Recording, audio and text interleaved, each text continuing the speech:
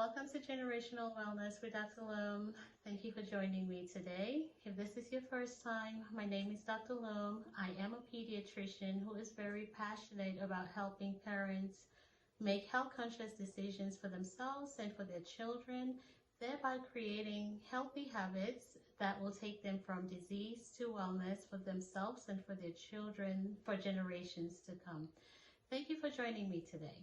So in my last video, I did mention the different aspects of wellness, including the physical, mental, emotional, spiritual, and environmental.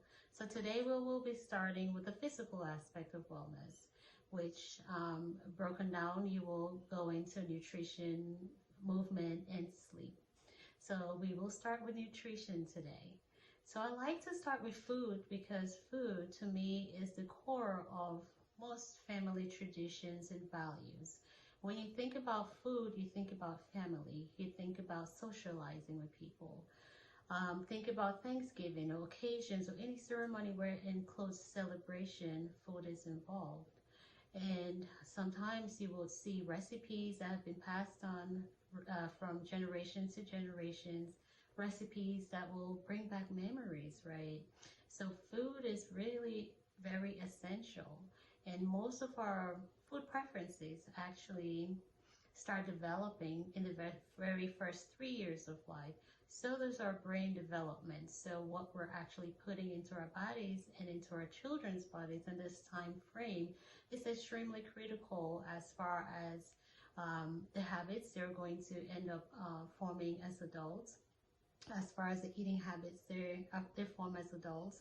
And also there's an emotional part of it, right? Think about it, like there's certain foods that will bring back memories, there's certain foods that will make you feel good, as there's certain foods that will not make you feel too good. So if you have a child in this age range, the first 3 years, this will be a really good time to start being intentional about the kind of food choices you're presenting to your child. So the biggest challenge, or one of the biggest challenge I've seen with parents who have kids in this age range, is they're picky eaters. They're not wanting to eat the nutritious foods that are being offered.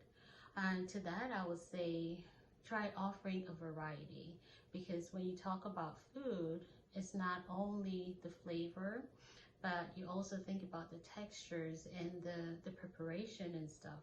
A lot of kids, infants, when you start introducing solid foods to them, at least 10 to 12 times for most kids to actually say yes to a particular dish you offer or a particular food type.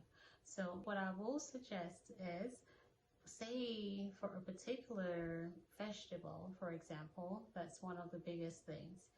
A child may not like it, unlike taking it in a particular way that it's being served. I have come to find out that it may not only be the fact that it's a vegetable, it may be a texture problem, it may be the way it's being prepared. Maybe trying making it in a different way. I've offered, if you're offering it boiled and the child doesn't like it, you may try it like pan-seared or baked or toasted or something where if you make it in a way that is even maybe crunchier, the child may be able to take it versus a child who prefer it very soft and saggy. Say for example, a vegetable like carrots and broccoli, those are typically prepared in different ways. And most people, when you think about yourself, the way you like your broccoli cooked may not be the same way someone else likes their broccoli cooked. So maybe the way you like it and prepare it, the child may not just want to eat it because of the way it was prepared. So even considering preparing it in a different way. I will give an example. In my household, I like my textures very crunchy, but my kids love it really soft. So what I've done in the past is I will take, say if it's a particular food that I know that they will eat, but they won't eat it if I make it a bit crunchy. I will take theirs out and then throw mine in the oven or stir fry mine or stuff just to add the flavors that I like. But in the same time, I'm making the same dish for my household. They're all eating their vegetables or whatever I'm cooking in that day.